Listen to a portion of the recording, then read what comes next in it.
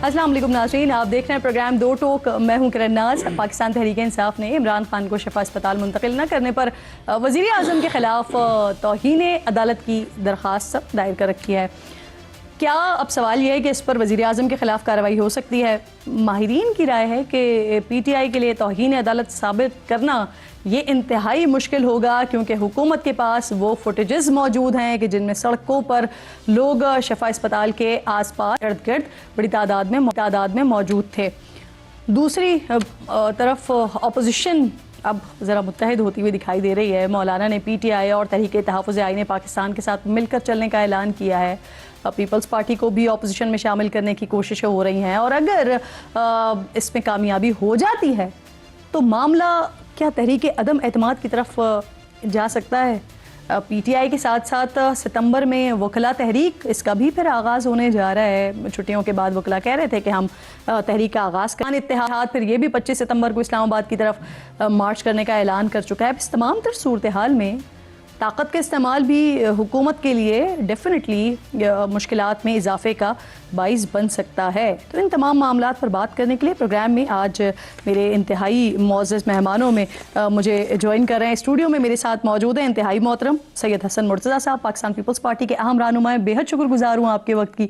इसके साथ साथ इख्तियार वली खान साहब, कोऑर्डिनेटर टू प्राइम मिनिस्टर हैं, मेरे मोअज़्ज़ज़ मेहमान हैं। बहुत शुक्रगुजार हूँ सर आपके वक्त की। बैरिस्टर उमैर नियाज़ी साहब, पाकिस्तान तहरीक इंसाफ के अहम रहनुमा, ज्वाइन कर रहे हैं मुझे। आप तीनों मोअज़्ज़ज़ मेहमानों की मैं बेहद शुक्रगुजार हूँ। आपकी इजाज़त से ज़रा इख्तियार साहब से मैं बात का आगाज़ करूँ कि जो सिलसिला सारा होने जा रहा है, PTI लेकर चली गई है, हुकूमत के खिलाफ आ गई तौहीन अदालत की दरख्वास्त बाकायदा तौर पर सुप्रीम कोर्ट में।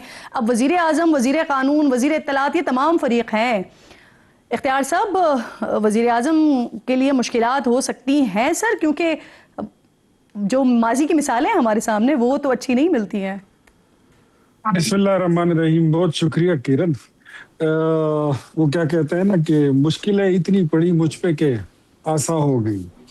वो इतने मुश्किलात हमने झेल लिए हैं। एक टूटते लरसते पाकिस्तान को टूटने से बचाना, डिफॉल्ट होते पाकिस्तान को डिफॉल्ट से बचाना, 126 दिन के धरने देखना, 26 नवंबर जैसे हालात देखना, इस सारी चीजों से निकल कर जो आ जाते हैं ना, उनके लिए मुश्किल फिर मुश्किल नहीं रहती। ये बड़ी नॉर्मल रूटीन की चीजें होती है। हाँ, होता है जरूर।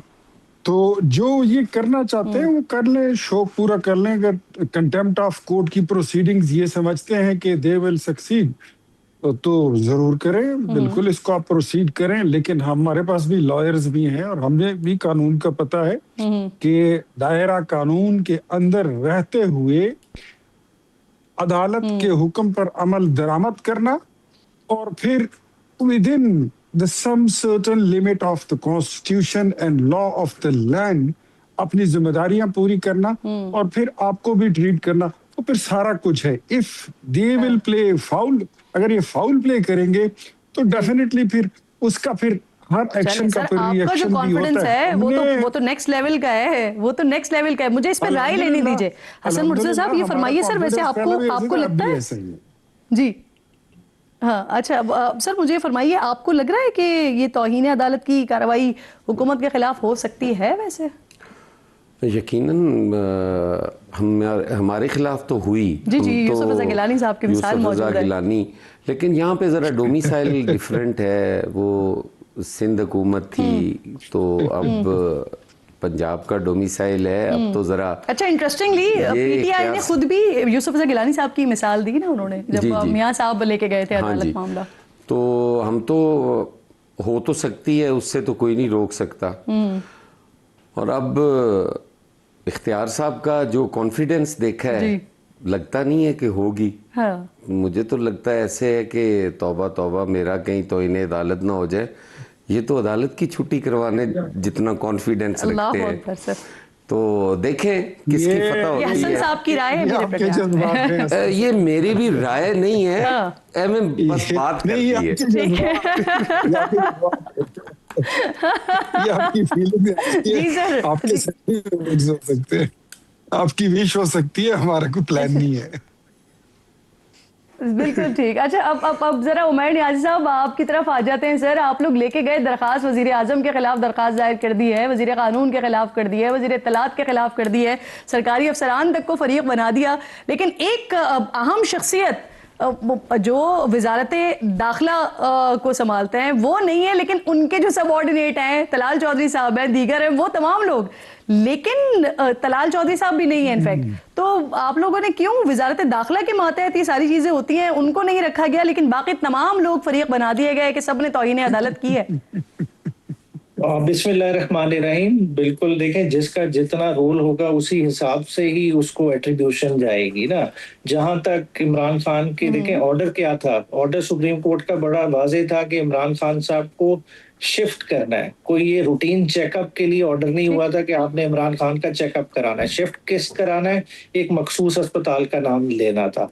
इंटीरियर मिनिस्ट्री, जहां तक आप कह रहे हैं रोल, क्या रोल आता है कि जी आपको वहां से क्या इमरान खान अडियाला जेल से बाहर लाए गए कि नहीं लाए गए, वो सबने देखा, लाए गए। जितना उनका रोल था वो हो गया। बैरिस्टर साहब, कता कलामी की माजरत, क्योंकि आप बैरिस्टर भी हैं, जो आप जिस ऑर्डर की बात कर रहे हैं तो वो ऑर्डर वजीर आजम के लिए भी नहीं हुआ था, वो ऑर्डर वजीर तलात के लिए भी नहीं हुआ था, वजीर कानून के लिए भी नहीं हुआ था। तो देखिए उस ऑर्डर में लेकिन शामिल किया गया है ना। नहीं, उसमें फेडरल गवर्नमेंट का लफ्ज यूज है।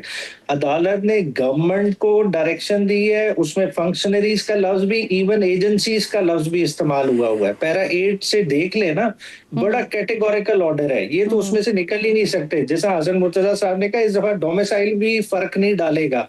देखिए ये बहुत ग्रेव वायलेशन हुई है और ये वायलेशन बता के की गई है। आप उससे पहले देखें ना कि उन्होंने एक इंटेंशन शो की, जो वजीर कानून साहब ने जिस वक्त की है प्रेस कॉन्फ्रेंस अपनी, उससे पहले के नून लीग के बयानात उठा के देख लें कि किस तरह से वो फैसले को खुशाइन कह रहे हैं, और आज कहा जा रहा है कि कॉन्स्टिट्यूशन की लिमिट से बाहर। एग्जैक्टली, इसीलिए तो मैंने फिर ये सवाल भी उठाया ना। उन्होंने तो 2 रोज पहले ही कह दिया था कि सरकारी अस्पताल जाएंगे और जो है वो वापस अडियाला जाएंगे। ये तलाल चौधरी साहब का स्टेटमेंट था। अब मेरा सवाल यहाँ पर आपसे ये है कि आप तमाम लोग पाकिस्तान तहरीक इंसाफ यानी इस बात पर कन्विंस्ड है कि जो भी कुछ किया गया है, खान साहब को नहीं शिफ्ट किया गया शिफा हॉस्पिटल में, उसमें कसूरवार जो है वो तमाम लोग हैं जिनको आपने नॉमिनेट किया है, लेकिन मोहसिन नकवी साहब या वजारत दाखिला वो कहीं भी कसूरवार नहीं है। इसलिए आप दोबारा समझते हैं। बड़ा सिंपल कर देता हूँ, इसका सिंपल सा जवाब है। देखें, इसमें फेडरल गवर्नमेंट भी इस चीज को इम्प्लीमेंट करना चाहती थी, इन पे हावी हो गया राइवेंड क्लब। राइवेंड ने इन्हें ये फैसला इम्प्लीमेंट नहीं करने दिया, और जो भी चेंज आई है उस तरफ से आई है। जो भी इस वक्त कॉन्स्टिट्यूशन की वायलेशन, सुप्रीम कोर्ट की वायलेशन कराई गई है, वो राइवेंड के बिहाफ पे कराई गई है। और जो उस चेन में रिस्पॉन्सिबल है वो आपको उस दिन के बयानात से, ट्वीट से, वो सारे पता चल जाते हैं, वो किरदार सबके सामने है। और अब तो काम सुप्रीम कोर्ट का है, आप और मैं तो इधर फैसला नहीं कर सकते, कंटेम्प्ट फाइल हो गई है। लेकिन अब ये तो अदालत के, देखें ऑर्डर पास करना एक और बात होती है, मगर ऑर्डर को इम्प्लीमेंट कराना भी अदालत का काम है। अब अदालत और इनके दरमियान है, देखते हैं ये अपनी गर्दन कैसे बचाते हैं। अच्छा, यानी आपकी बात से मुझे सही कीजिएगा अगर मैं गलत कह रही हूँ, आपकी बात से मैं ये समझी हूँ कि आप कह रहे हैं कि वजीर आजम साहब यानी शहबाज शरीफ साहब चाहते थे कि शिफ्ट करवाया जाए उनको हॉस्पिटल, लेकिन मरियम नवाज साहिबा और मियां नवाज शरीफ नहीं चाहते थे, इस वजह से ये सारा मामला हुआ है। ट्यूसडे वाले दिन जिस तरह से ऑर्डर पास हुआ है, आप एडवोकेट जनरल इस्लामाबाद का कॉन्डक्ट देख लें, फेडरल गवर्नमेंट की इंस्ट्रक्शन देख लें, जिस तरह से जिस लेवल पे उन्होंने अपोज किया वो सारा सबके सामने है। जिस तरह से ऑर्डर को वेलकम किया गया वो भी सामने है। जो ये सडन चेंज ऑफ हार्ट हुई है, ये कहाँ से हुई है? देखिए, ये इंटरनली इनके पार्टी के अंदर से जब आवाज उठी है, उसका रिएक्शन आया है कि ये हम कैसे अपने मुखालिफ को इतनी बड़ी कंसेशन दे दें, कैसे एक्सेप्ट कर लें कि हमारे मुखालिफ पे फूल बरसाए जाए। तो ये उसके नतीजे में इन सारों से फिर शहबाज शरीफ साहब की गवर्नमेंट से वायलेशन कराई गई है। ठीक, अच्छा सर, वैसे जुमे को मेरे प्रोग्राम में मौजूद थे कामरान मुर्तज़ा साहब, उनसे मैंने एक्सपर्ट ओपिनियन लीगली लिया था, तो उन्होंने कहा था कि आप लोगों के लिए ना ये साबित करना बड़ा मुश्किल हो जाएगा और आप लोगों ने अपना केस खुद खराब किया है, क्योंकि वहां पर जो गुलपाशी की गई या आतिशबाजी हुई या लोग रास्ते में जमा हुए, उसकी वजह से आपने खुद हुकूमत को मौका फराहम किया कि वो सिक्योरिटी को जवाब बनाकर शफा के बजाय पिम्स लेके जाएं। नहीं, वो देखें उसकी तो सिंपल सी बात है। देखें, डॉक्टर फैसल सुल्तान पिम्स पहुंच सकते हैं, जिस गाड़ी पे गुलपाशी हुई है जिसका कह रहे हैं, चले वो कितने कोई बंदे होंगे, ठीक है, वहां क्या इमरान खान साहब नहीं पहुंच सकते थे, चले अगर आप पेम्स ले गए, इनिशियल आई साइड का एग्जामिनेशन हो गया, क्या उसके बाद नहीं ले जाया जा सकता था? देखिए डे वन से इंटेंशन ही नहीं थी। जब आपने अपनी अना का मसला बना लिया, जब आपकी अना जो है ना हिमालय से बड़ी हो गई कि नहीं जी किसी सूरत भी हमने इमरान खान को ये कंसेशन देनी ही नहीं है, तो फिर इसी तरह का होना था मामला। सही, ओ ठीक ठीक ठीक ठीक नियाजी साहब, बिल्कुल ठीक। हसन साहब, वैसे ये वाली जो एपिसोड है, इससे पहले तो हमने तौहीन अदालत होगी नहीं होगी इस पर बात कर ली, लेकिन ये जो हुआ, खान साहब को लेके जाना था शफा, लेके गए पेम्स, रात भर किसी को मालूम भी नहीं था, फिर सुबह वापस अडियाला चले गए, फिर जी सुबह वजीर इत्तलात ने बताया कि सारी रात हुआ क्या था।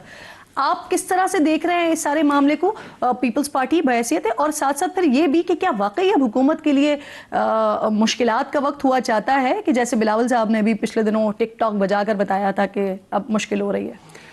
देखिए, हुकूमत के लिए मुश्किलात तो हैं, वो उनको जिस तरह अभी इख्तियार साहब ने कहा कि हमने इतनी तकलीफ़ें देखी हैं, बंदे को हौसला भी हिम्मत भी अल्लाह देता है और हो जाती है। मुश्किलात तो उन्हें हैं जी, और उससे हट के मैं समझता हूँ कि जिस तरह से अदालत ने एक फ़ैसला दिया जी, और ये मौका था ये दूरियां ख़त्म होने का, और ये जो बेयकीनी की एक सूरत हाल है उससे हुकूमत के लिए एक मौका था कि वो निकल सकती थी। अदालत के हुक्म पे अगर अमल दरामद हो जाता और वो उस हॉस्पिटल में उन्हें चेकअप कराते रूटीन का और वापस चले जाते, या अगर पेम्स ही था तो उनकी किसी लीडरशिप को एतमाद में ले लेते, वहाँ बुला लेते, बहनों को बुला लेते, उनका मुतलका डॉक्टर वहाँ बुला लेते, वहाँ करा देते। एक वो जो बंद गली में हम थे ना, कि कोई डायलॉग नहीं, कोई बातचीत नहीं, बस मीडिया मैसेजिंग है, उधर से भी हो रही है उधर से भी हो रही है, वो सिलसिला ख़त्म होना था और एक ब्रेक थ्रू हो जाना था, एक गुफ्तगू का सिलसिला शुरू हो सकता था जी। लेकिन ये मेरा ख्याल है, शायद मैं गलत भी हो सकता हूँ, उस पर PMLN खुद अपना मौक़िफ़ देगी, तो बेहतरी आ सकती थी, डायलॉग चल सकते थे, ये आने वाले जो सारे लॉन्ग मार्चेज यानी हुकूमत ने खुद खराब किया, हुकूमत के लिए बेहतर मौका था। अब शायद कैश करा लेते हैं, हाँ जी, वो अब बेहतर सोच सकते हैं, पता नहीं उन्होंने क्या सोचा। ठीक, अच्छा इख्तियार साहब, वैसे ये जो बात उमैर नियाज़ी साहब कर रहे हैं ना, इस तरह की इत्तला तो उस वक्त भी मौजूद थी, क्योंकि जैसे ही अदालत की जानिब से हुक्म आया, फिर हमने देखा कई सारे आप ही के वज़रा जिन्होंने सुप्रीम कोर्ट के फैसले को कहा कि ये अच्छा फैसला है, बेहतर फैसला है, मेनोआन इस पर अमल होगा, लेकिन फिर अचानक कुछ घंटों के बाद आजम नज़ीर तारड़ साहब आए, उन्होंने एक मौक़िफ़ दिया, तलाल चौधरी साहब आए, उन्होंने एक मौक़िफ़ दिया, तो यानी दो तरह की राय जो है वो PMLN के अंदर मौजूद थी। नासिर भट्ट साहब आए, उन्होंने एक और हार्ड स्टांस लिया, तो कुछ लोगों की राय थी शिफ्ट करना चाहिए, कुछ लोग कह रहे थे कि नहीं करना चाहिए, और फिर आखिर में हुआ वो कि नहीं करना चाहिए। चीजें काफी सारी जमा हो गई है। किरण, मुझे अलाउ करे, मैं थोड़ा सा, मुझे टाइम दे, मैं दोनों भाइयों की बातों को सुनने के बाद जरा मुझे चंद चीजें क्लियर करने की जरूरत है ऑन बिहाफ ऑफ द जो हमारी फेडरल गवर्नमेंट है उसके। सबसे पहले तो आपको बताऊं, नियाजी साहब जो उमैर साहब ने माशाल्लाह ये बैरिस्टर हैं, वकील है, कानूनदान है, बड़े अच्छे इंसान भी हैं, लेकिन जो अदालत अगर ये लगा सकते हैं तो आज आपके शो में जो इन्होंने अदालत लगा दी, तो इन्होंने तो गर्दन का इंतखाब भी कर लिया है और इन्होंने तो फंदा भी तैयार कर लिया है और कंटेम्प्ट ऑफ की है और सजा भी हो गई है और बस सब कुछ हो गया, लेकिन ऐसा नहीं है। आपको मेरे ख्याल में शुक्रगुजार होना चाहिए था, और ये जवाब मेरा हसन मुर्तजा साहब के लिए भी है जो ये कह रहे हैं कि हुकूमत को खुद करना चाहिए। मुझे ये बताइए, इससे पहले जितना भी इमरान खान साहब को हम अस्पताल में लाए हैं, क्या वो किसी कंटेम्प्ट ऑफ कोर्ट की तलवार के नीचे लाए? किसी ने बंदूक रख के हमारे सर पे हमें उनको कहा था कि उनको ले आए? तो अगर हुकूमत अपनी रिस्पॉन्सिबिलिटी माजी में पूरी करती रही है, उनको जब जब डॉक्टर की जरूरत हुई तो जेल भेजा गया डॉक्टर्स को, डॉक्टर्स ने कहा कि अस्पताल ले आए तो उनको वापस लाया गया हॉस्पिटल। सो उनकी सेहत पर कोई कॉम्प्रोमाइज नहीं हुआ। जहां तक उनको लाना था शिफा में और शिफा की बजाय लेकर गए पेम्स में, तो अगर खुदा न खास्ता कोई भी, मैं साफ अल्फाज में अब क्या ही देता हूं, इससे पहले आज पाकिस्तान तहरीक इंसाफ के पास बोलने के लिए अल्फाज नहीं है, क्योंकि इन्होंने ये बात उड़ाई थी कि इमरान खान को जेल में जहर दिया गया है। उनकी सेहत खराब हो गई है, उनकी 70% बीनाई चली गई है। बड़े अच्छे अच्छे लोगों ने ये बातें की है। एक यूट्यूबर ने तो खुदा न खास्ता उनकी इंतकाल की खबरें फैला दी थी। वो जो टब में खड़े होते हैं, कभी कमोड में खड़े होते हैं, कभी टब में खड़े होते हैं। यहां तक की बात है, अब उनकी अपनी बहन कहती है कि उनका ब्लड प्रेशर 120/80 है, उनकी नजर जो है बीनाई ठीक है, उनका ब्लड प्रेशर ओके, खुशगवार मूड में है और सेहत अच्छी है। तन्हाई में रहने की वजह से डिप्रेशन का शिकार हैं, बिल्कुल ठीक। अच्छा, लेकिन सर कल मेरे प्रोग्राम में जी सवाल आप ही से सवाल है, इसी बात पे आपसे ही सवाल है, सवाल कर लीजिए, इसी बात पे आपसे सवाल है सर। कल शेख अफजल मरवत साहब मेरे पास मौजूद थे प्रोग्राम में, इख्तियार साहब, वो कह रहे थे कि इमरान खान जो है ना खुद नहीं जाना चाह रहे थे, शिफ्ट नहीं होना चाह रहे थे, हुकूमत चाहती थी कि उन्हें हॉस्पिटल शिफ्ट किया जाए। और उन्होंने साथ में ये भी कहा कि जब भी कभी इमरान खान का पैगाम आएगा तो मेरी इन तमाम बातों की तायद होगी जो मैं कर रहा हूं। तो आप कंफर्म कर सकते हैं कि वाकई खान साहब नहीं आना चाह रहे थे? खान साहब कहाँ नहीं आना चाह रहे थे? इमरान खान नहीं हॉस्पिटलाइज होना चाह रहे थे, हुकूमत लेकिन चाह रही थी कि वो हॉस्पिटलाइज हो जाएं। यहाँ पर फिर शेर अफजल भाई के बयान में तजाद आ रहा है। 25, मैं तो यही कह रहा हूं कि जो फैसिलिटी या जो चीज आपको अदालत से अभी जाके मिली है तो 25 नवंबर 2024 को आपको मिल गई थी।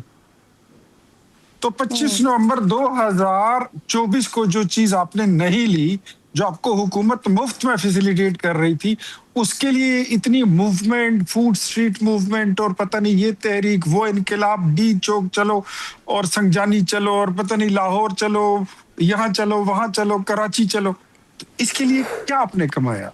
शेर अफजल भाई लेकिन उस वक्त 25 भी नवंबर सर ऐसा नहीं था कि आपने ऑफर किया और उसके बाद वो सड़कों पर आए। वो सड़कों पर आए तो आपने ऑफर की थी सर, संगजानी पे रोका था फिर उनको। मैं अगर आप मुझे तफसीलन जवाब नहीं देंगी, टाइम नहीं देंगी, लेकिन शेर अफजल उसके खुद गवाह है कि उस दिन भी ये फैसिलिटी मिल रही थी, आज भी यही फैसिलिटी मिली। उनकी सेहत पे कोई कॉम्प्रोमाइज नहीं है। उनकी अपनी बहन कह रही कि वो ठीक ठाक है। तो पूरी पीटीआई जितना ये नैरेटिव बना रही थी वो गलत थी, वो लग़वियात थे, वो झूठ पर मबनी था। जहां तक तौहीन अदालत की बात है, we are capable enough to confront it, और हम अदालत में खड़े होकर उसको कन्फ्रंट प्रूफ भी कर लेंगे कि there is no contempt of court. कोई कंटेम्प्ट ऑफ कोर्ट नहीं हुआ। किसी ने अगर अपना वो करना है तो अपना शौक पूरा कर ले, लेकिन मेरे ये मैं इसको समझूंगा कि सर मुझे मरकजी हुकूमत क्या बता सकती है कि आने वाले दिनों में इमरान खान के लिए कोई रिलीफ है या नहीं है? सर इलाज ही है, बाकी रिलीफ का क्या मतलब है? 190 मिलियन पाउंड की चोरी और डकैती, वो सजा, उतोशा खाना वाली, ये सारी चीजें भूल जाए। अभी तो 9 मई के केसेस उसका फैसला। इलाज के लिए रिलीफ यानी दे सकते हैं, प्राइवेट हॉस्पिटल में वो शिफ्ट हो सकते हैं।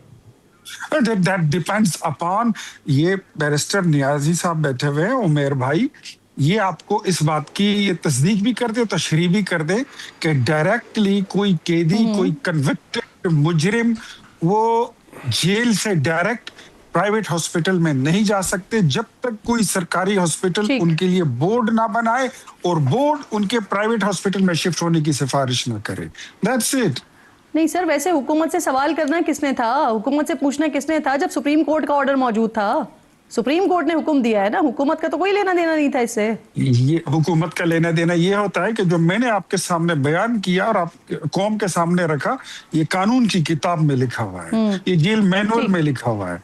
उमर नियाजी साहब कह दें अगर मैं गलत कह रहा हूँ, अगर हुकूमत कानून की किताब पर और लॉ ऑफ देखिए, मैंने बड़ी तसल्ली से आपकी पूरी बात सुनी है, कम से कम अब आपका शिकवा नहीं रहना चाहिए कि मैं फिर बात पूरी नहीं सुनती हूँ। अब जरा हम आगे बढ़ जाते हैं ना थोड़ा सा, क्योंकि ये जो ऑपोजिशन कोई ग्रैंड अलायंस टाइप बनने वाली है सिचुएशन, कोई JUIF के साथ सिचुएशन बन रही है, पीपल्स पार्टी के हवाले से भी कह रही थी कि 27 सितंबर को गालिबन पाकिस्तान पीपल्स पार्टी भी उनके साथ स्टेज शेयर कर सकती है। जब सुहेल आफरीदी साहब से मेरी मुलाकात हुई थी तो मैंने उनसे ये बात पूछी थी और उन्होंने इस बात को कंफर्म किया था।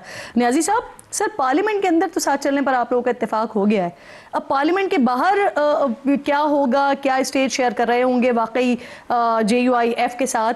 इस पर कहाँ तक मामला पहुंचा है? क्योंकि कहा जा रहा है ना कि मौलाना साहब, कामरान मुर्तज़ा साहब ये कह रहे थे कि PTI के साथ जो भी बात होगी हमारी वो तहरीरी तौर पर होगी, लिख कर होगी, क्योंकि ट्रस्ट डेफिसिट कहीं ना कहीं है। तो किस किस्म की जमानत चाहते हैं वो, या किस किस्म की जमानत चाहते हैं आप?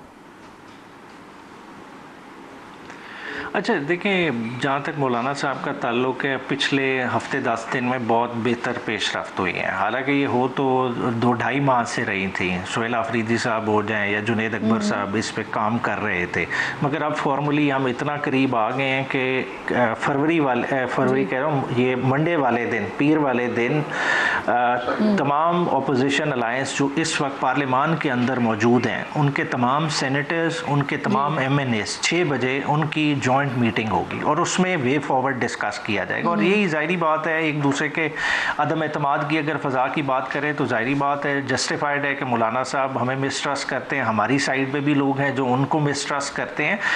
जो मेन कंटेंशन क्या है कि सारों को है कि आपस में अगर चलना है तो कोई फरीक पीछे ना हटे, अगर तहरीक चलानी है, कोई भी जॉइंट महाज बनाना है तो कल को कोई छोटे फ़ायदे के लिए या किसी मसलहत के तहत अलहदा ना हो। तो इस पर बड़े तफसीली बहस होगी पीर वाले दिन और बाकायदा एक एलानिया भी जारी किया जाएगा और वो बुनियादी तौर पे इस अपोजिशन महाज का एक स्टेज सेट करेगा। और जो एक ऑलरेडी आप लोगों का TTAP बना हुआ है, तहरीक तहफ़्फ़ुज़ आईन पाकिस्तान, तो उस जो भी होगा फिर उसी के तहत होगा, उसी अम्ब्रेला के अंडर में हो रहा होगा। बिल्कुल उसी अम्ब्रेला के अंडर होगा, मगर क्योंकि मौलाना साहब ज्वाइन कर रहे हैं तो शायद ये भी हो सकता है TTAP के जो ओहदे हैं उनकी शायद रीशफलिंग हो, वो भी चीज़ हो सकती है, शायद उनके जहन में हो या ना भी हो। ये सारी चीज़ें तफसीलन उसमें बात होंगी, क्योंकि उस मंडे वाली मीटिंग में देखें हमारे तहरीक तहफ़्फ़ुज़ आईन पाकिस्तान के एक अगर मुख्तसर ये भी बता दें फिर मैं ब्रेक लूंगी, क्या मौलाना साहब के पास भी जा सकती है क़यादत? देखिए इसमें तो देखिए ये सारे बामी मशावरत से करेंगे। देखिए इसमें सबसे बड़ा कंपोनेंट है PTI ने TTAP वाज़े को मेन प्रोमिनेंट होता अभी तक नहीं हो सकता है, इसमें कोई इस चीज़ को रद्द नहीं कर सकता। जब हम आगे चलने की बात कर रहे हैं तो इसमें बहुत सारी जब आपकी हुकूमत के खिलाफ जब नो कॉन्फिडेंस मोशन आई थी तो उसे भी लीड जो है वो मौलाना फजल रहमान साहब ही कर रहे थे। ठीक, सही। नियाज़ी साहब साथ ही मौजूद रहिए, तीनों मौजूद मेहमान मेरे साथ मौजूद हैं। छोटे से ब्रेक के बाद वापस आते हैं।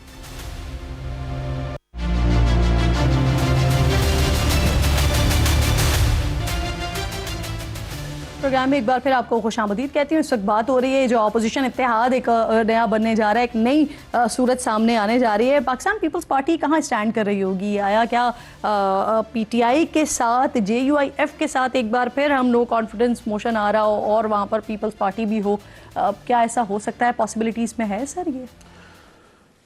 यकीनन इसमें तो कोई दो राय नहीं है कि इत्तेहाद बन सकते हैं और पीपल्स पार्टी जो है वो तो हमेशा इत्तेहाद बनाने की कायल रही है। इत्तेहाद की जो पॉलिटिक्स है वो ज़्यादा बेहतर होती है, हम समझते हैं। और जहाँ तक अपोजिशन का ताल्लुक है तो हमें तो किसी से वो नफ़रत वाली बात ही नहीं है, ना हमने इंतशार की सियासत कभी की है, ना नफ़रत की सियासत की है। तो इस पे हमें कुछ यकीनन सोचने की चीज़ें होंगी और वो हमारा जो फोरम है पार्टी के अंदर CEC का, उसमें हम जा रहे हैं। काफ़ी सारे जो इश्यूज पिछले दिनों हुए, नहीं सर देखिए अभी जो सिचुएशन है पीपल्स पार्टी की, गो कि अब आप हुकूमत की मुखालिफत करते हुए दिखाई दे रहे हैं, नाराज़ भी हैं। बिलावल साहब बड़ा क्लियरली कह चुके हैं कि जब तक हमारे अब ताउन नहीं होगा हुकूमत के साथ, लेकिन इस वक्त तमाम आईनी ओहदे आपके पास मौजूद हैं। इसके अलावा जब इससे पहले जब नो कॉन्फिडेंस मोशन लेकर आए थे इमरान खान के खिलाफ और उसके बाद जो हुकूमत फॉर्म में आई थी तो उसमें भी वजारत खारजा का ओहदा आपके पास था। तो अब इस वक्त अगर आप जाते हैं, शिफ्ट करते हैं अपनी पोजीशन को, तो ऑपोजिशन आपको क्या दे सकती है? देखिए अगर हमने कुछ लेना नहीं है जी, हम तो पीपल्स पार्टी ने हमेशा जमहूरियत के लिए और रियासत की मजबूती के लिए हमने हमेशा कुर्बानियाँ दी हैं। हमने कभी भी अपनी सियासत को नंबर 1 नहीं रखा। हमारी प्रायोरिटी हमेशा पाकिस्तान होता है, अवाम होती है, जमहूरियत होती है। तो आईनी ओहदे छोड़ने को तैयार हैं? इंशाल्लाह अगर हम ऑपोजिशन में जाएंगे तो आईनी ओहदे रखने का फिर कोई जवाब नहीं बनता। तो पीपल्स पार्टी ने बहुत कुछ पहले छोड़ा है सर। तो CEC में कुछ ऐसी भी इत्तलात आई कि CEC में जो पीपल्स पार्टी की अक्सरियत है उनकी ये राय है कि हुकूमत से जो इत्तेहाद है उससे भी अब अलहदगी इख्तियार कर लेनी चाहिए, चाहे जो भी कीमत अदा करनी पड़े। इसमें कोई शक नहीं है। CEC देखिए ये तो मेरी अगर जाती राय भी पूछें तो मैं भी जाती तौर पे ये कहूँगा कि हमें ये छोड़ देना चाहिए। देखें, ये तो हर आदमी, हम सियासी कारकुन है ना जी। हमें ये पाबंदी तो नहीं है कि आप ये सोच क्यों रहे हैं। मैंने भी एक सियासी कारकुन होने की हैसियत से कुछ चीज़ें सोचनी है, और बाकी भी सोच रहे होंगे। अक्सरियती राय यही है यानी पीपल्स पार्टी नहीं, में? अक्सरियत का तो अभी हमने कोई ऐसी वोटिंग तो नहीं करवाई, लेकिन ज़्यादातर लोग जो है ना वो इसी तरह सोचते हैं कि हमारे साथ हर सतह पे मैं समझता हूँ कि हम सफ़र करते हैं और बाकी लोग इंजॉय करते हैं। तो हम चाहते हैं कि इंजॉय करें, अल्लाह ताला उन्हें इससे ज़्यादा करवाए, लेकिन हमारे सर पे तो ना करे। हमारे कंधों पे बैठ के हमें ही नुकसान पहुंचा रहे हो, तो ये तो नहीं होना चाहिए। ठीक सर। इख्तियार साहब, ये तो हुकूमत के लिए आपको नहीं लगता कि मुश्किलात पैदा हो सकती हैं? यानी जिस तरह से आप लोग आए थे, नो कॉन्फिडेंस मोशन करके आप आए थे और फिर उसी तरह से आप लोगों की रवानगी हो रही हो, क्या अब इस तरह की सिचुएशन तो बनती हुई नहीं दिखाई दे रही?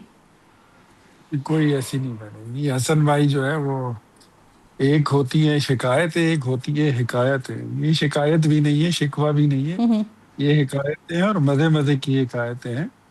मैं बड़े प्यार से सुन रहा था। जहाँ तक एंजॉयमेंट की बात है, तो जो टूटते पाकिस्तान को बचाते हैं वो इक़्तिदार को एंजॉय नहीं करते, और हम इस कॉज पे इकट्ठे हुए थे। अगर एंजॉयमेंट की बात है तो मेरे ख्याल में हमारे पास तो बड़े कम ही ऑफिसेज है। पाकिस्तान पीपल्स पार्टी के पास तो प्रेसिडेंट का भी ऑफिस है, चेयरमैन सेनेट का भी ऑफिस है, डिप्टी स्पीकर का भी है। हमारी अपनी बनती हुकूमत बलूचिस्तान में आप लोग इसी बात के जब भी तनकीद होती है, और अब जब आप लोग भी तनकीद बराए तनकीद पे आए, तो आप लोग यही ताना दे रहे होते हैं कि पीपल्स पार्टी पहले अपने ओहदे छोड़े। सर कह रहे हैं कि इंशाल्लाह जी वो भी छोड़ देंगे, किसी तरह के किसी मकमसे का शिकार नहीं है।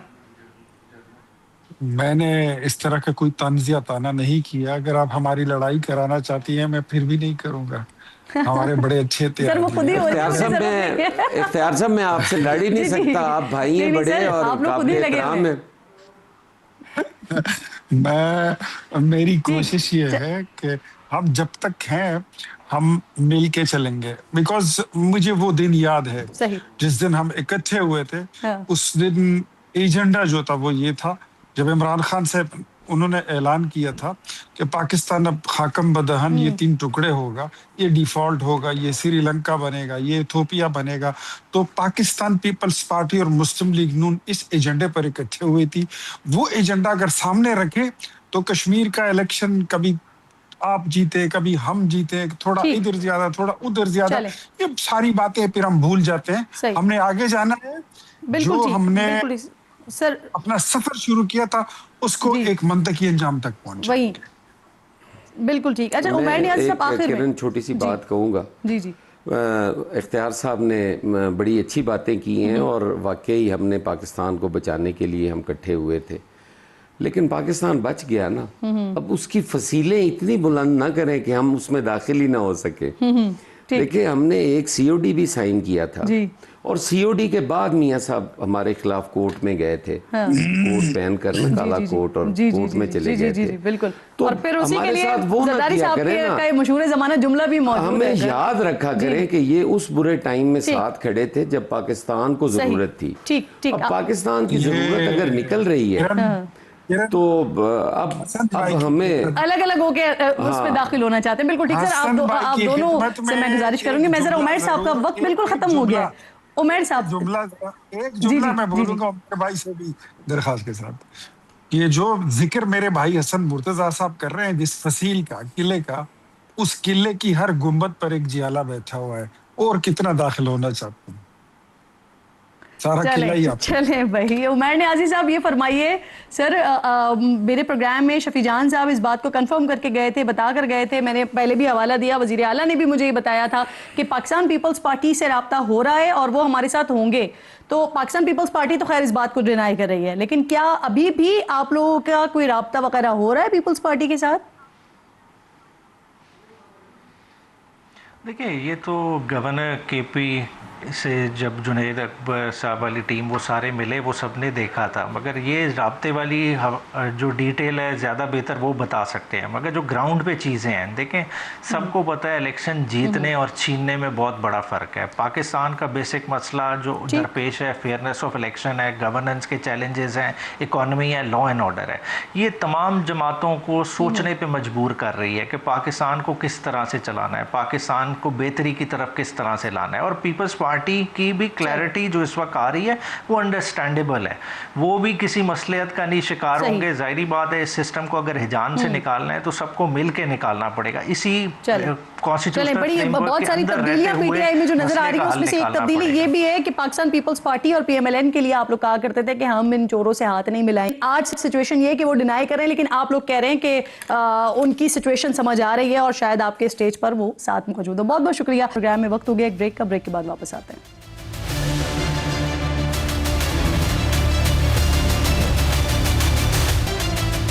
प्रोग्राम में एक बार फिर आपको खुशामदीद कहूँगी। हुकूमत के लिए मुख्तलिफ मवाज़ों पर जो मुश्किलात का इस वक्त सिलसिला है, उसमें एक और सिलसिला जो किसान इत्तेहाद है वो 25 सितंबर को एहतजाज की कॉल दे रहे हैं। अब ये एहतजाज किस तरह का होगा, क्या यह धरना होगा, मकाम क्या होगा, इस तमाम सूरत हाल पर बात करने के लिए खालिद बाट साहब जो कि चेयरमैन हैं किसान इत्तेहाद के, मेरे साथ मौजूद हैं। वक्त की शुक्रगुजार हूँ आपकी। रावलपिंडी और इस्लामाबाद में मिलियन मार्च का ऐलान किया है आपने, तो क्या ये धरना होगा और जो इसका एग्जैक्ट मकाम है वो क्या होगा? देखिए जी, इंशाल्लाह बिल्कुल वो धरना होगा, लाखों लोग आएंगे और हमारा तो मुतालबा ही आसान है, क्योंकि हमारी जो 3-4 साल से पंजाब में किसान गन्ने का रेट देख लें। अब देखो, चीनी बाहर भेजनी थी वो चली गई है, लेकिन सिर्फ पाकिस्तान का किसान मुख्तलिफ तरीकों से गंदम में, गन्ने में, आलू में, हर चीज में मुश्किलात में गिरा हुआ है। और उसका वाद जो हमें हल नजर आ रहा है वो सीएम पंजाब का इस्तीफा हल नजर आ रहा है, क्योंकि उसको ज़राअत के बारे में इतना नॉलेज नहीं है। और अगर इसी तरह वो हमारे पे तजर्बात करती रही तो हम किसान तो पहले उनका माशी कत्ल हो गया है, मजीद वो अपना नुकसान पूरा नहीं कर सकेंगे। इस हवाले से हम ये धरना लेके आएंगे, लाखों किसान होंगे और उस वक्त तक नहीं जाएंगे। आप जो धरना देने जा रहे हैं सर, उसके मुतालबात में क्या सीएम साहिबा के इस्तीफे का मुतालबा भी है? जी, हमारा तो मुतालबा ही इस्तीफा है और तो कोई मुतालबा ही नहीं है। ओके, हम तो अच्छा खालिद साहब फिर ये फरमाइए क्योंकि अब जो सही अभी आप देख रहे होंगे चीनी स्कैंडल की गूंज है हर तरफ, और आप इस बारे में कह रहे हैं कि जो पिछली दफा गन्ना लिया गया है उसकी ही पेमेंट्स अभी तक क्लियर नहीं की गई, और अब तो ये नया सीजन आ गया है, नई फसल काटने का वक्त हो चुका है, तो क्या वजह है इसकी? क्यों क्लैरिटी नहीं आई है अभी तक, पेमेंट्स क्यों नहीं हुई है? बस यही तो जुल्म है ना। अगर गवर्नमेंट पंजाब डीसी को कहते कि किसानों की पेमेंट नहीं मिल रही, शुगर माल को बंद करते, मैं आपको एक लेटर भेजता हूँ, डीसी चिनोट ने लिखा है कि इस शुगर मिल इस तरह जुल्म कर रही है किसानों के साथ, केन कमिश्नर को लिखा है, लेकिन वो इतना बड़ा नाम है तो हो सकता है मेरे देखने में आप भी वो नाम ना पढ़ सके, क्योंकि जुल्म ये है कि जो शुगर मालकान है, मैं उनको शुगर मालकान नहीं कहता, उनको गवर्नमेंट शुगर मालकान कहता हूँ। तो इस हवाले से एक सिर्फ गरीब किसान था कि उसकी गंदम इस साल उसने कम काश्त की इनके जुल्म की वजह से, और आज बलोचिस्तान में 7,000 रुपए मन है, आपके इस्लामाबाद में 5-6,000 रुपए मन है। अभी 5-4 महीने हुए गंदम को, आगे जो 8 महीने पाकिस्तान ने गुजारना है वो कैसे गुजारना है? और इस टाइम जो बाहर हालात है, आपने देखा इंटरनेशनल हालात है, उसमें क्या गंदम आपको बाहर से सस्ती मिल जाएगी? इस तरह जुल्म है कि किसानों की फसल उसकी कोई औकात नहीं। जब गन्ना शुगर वज़ीर आला से इस्तीफे का मुतालबा कर रहे हैं, वज़ीर आला ये कहती हैं कि उन्होंने तो वो काम किया जो किसी ने नहीं किया, किसान कार्ड दिया गया, ट्रैक्टर्स दिए गए, किसानों के लिए बड़ी सहूलतें फराहम की गई, ट्रैक्टर 16 पैनल दिए गए सर। जी, मैं पहले भी आपको काफी सारी मिसालें दे चुका हूँ कि जो ट्रैक्टर होता है ना, हमारे गांव में 2-3 ट्रैक्टर हो तो हमारा पूरा गांव उसकी काश्त कर लेता है। और जो कार्ड है, कार्ड की तो मिसाल ऐसी है कि उन्होंने मुझे 2 लाख लोन दिया, मैंने 4 महीने बाद देना है। अब मैंने आलू लगाया था, वो 2 लाख रुपए और 2 लाख अपना डाल के 4 लाख खर्च करके 1 एकड़ पे, अब मेरा आलू जो है वो स्टोर में पड़ा है, मैं उसको निकालने के पैसे नहीं, स्टोर के पैसे 3 लाख है और बाद वो 2 लाख का बिक रहा है। मैंने उस स्टोर वाले को कहा कि भी आलू आपका 1 लाख रुपए मैं आपको दे देता हूँ, तो मैं वो जो है कार्ड दे रहे हैं जो हमें वापस करना है, तो वो मैं कैसे पैसे दूंगा? फिर मैं अपने माल मवेशी बेचूंगा, बच्चों का जेवर बेचूंगा, फिर वो कार्ड के पैसे पूरे करूंगा। मैं कहता हूं कि ना कार्ड चाहिए, ना कर्जा चाहिए, किसान को सिर्फ उसकी फसल का रेट जी। चाहिए, और ये सीएम नहीं तो पंजाब सर, कार्ड आप लोगों के लिए किसी काम का नहीं है क्या? आप बहन, आप जॉब इधर आप टीवी पे बैठी हैं, आपको टीवी मालकन कहता है कि इस महीने जो है ना आपको 2 लाख मैं लोन देता हूँ, अगली तनख्वाह पे दे देना। अगर वो आपको तनख्वाह नहीं मिलती है, वो लोन दे सकती है वापस? जो मैंने 2 लाख रुपए सही लिया, बात उस है। पे मैंने गंदम काश्त की है, आलू काश्त किया, वो नुकसान हो गया, तो मैं दे सकता हूँ? हम्म, तो जो जुल्म जो हमारे साथ हो दुरुस्त। रहा है, यानी वो सीएम यानी पंजाब यानी साहब यानी अपनी- आपके किसी काम का नहीं है, फायदा नहीं है उसका। अब सर, बिल्कुल नहीं। हुकूमत ने जो चीनी वो तो- एक्सपोर्ट की थी, इसकी एक्सपोर्ट करने का जो फैसला किया है, किसान इस फैसले को किस तरह से देख रहे हैं? क्या इस वक्त मुल्क में इतनी चीनी मौजूद है कि पहले भी हम बार बार किल्लत के मामला देख रहे होते हैं, तो हम एक्सपोर्ट कर देंगे तो यहाँ तो किल्लत नहीं हो जाएगी? देखिए जी, पिछली दफा भी गवर्नमेंट के साथ एग्रीमेंट किया था, इन्होंने प्राइम मिनिस्टर से वादा किया था कि हमें आप शुगर बार भेजने दें, हम इस रेट से ऊपर रेट नहीं लेके जाएंगे। जैसे उन्होंने शुगर बार भेज दी, उन्होंने पैसा जरा मुबादला कमा दिया डॉलर की सूरत में, और बाद में वही शुगर आपको 200 रुपए में थी। ये एग्रीमेंट था शुगर मालकन और गवर्नमेंट के बीच में। अभी गवर्नमेंट ने फिर 1 लाख मेट्रिक टन की इजाजत दे दी है, वो तो 6 लाख मेट्रिक टन की इजाजत मांग रहे हैं। तो क्या गवर्नमेंट इंश्योर कर रही है कि आप गरीब के जो लोग हैं उनको आप चीनी सस्ता देंगे? लेकिन अभी प्रेशर वो क्या डेवलप कर रहे हैं कि हमने किसान के गन्ने के लोगों को पैसे देने, इसलिए हमें बाहर भेजनी चाहिए। भाई उसमें आप बगास निकाल रहे हैं, जिससे आप आईपीपी के लिए चलिए, बिजली पैदा लेट्स कर सी रहे हैं। सर कि 25 सितंबर को आप लोग सड़कों पर आते हैं या उससे पहले हुकूमत आपके मसाइल को सॉर्ट आउट करती है? बहुत बहुत शुक्रिया, साथ मौजूद थे। वक्त खत्म हो गया। इंशाल्लाह नाजरीन से जुमे को मुलाकात होगी। अपना और अपने मुल्क का खास ख्याल रखिए। फ़लस्तीन को, मकबूजा कश्मीर को अपनी दुआओं में याद रखिए। अल्लाह निगहबान।